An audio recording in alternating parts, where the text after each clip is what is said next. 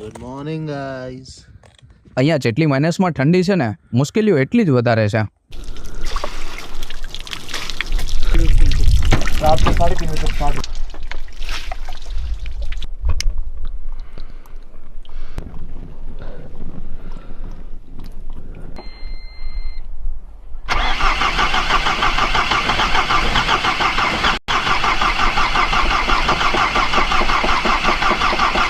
ચલો ડ્રાઈવર કાકા એમનું કામ કરે ત્યાં સુધી આપણે ચિટકુલ ગામ ફરતા આવીએ.